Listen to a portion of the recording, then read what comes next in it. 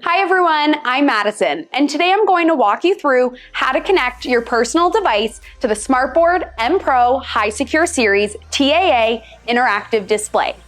The M Pro series prioritizes privacy, therefore Wi-Fi and Bluetooth are intentionally removed. So the best way to share content and collaborate is through a USB-C cable.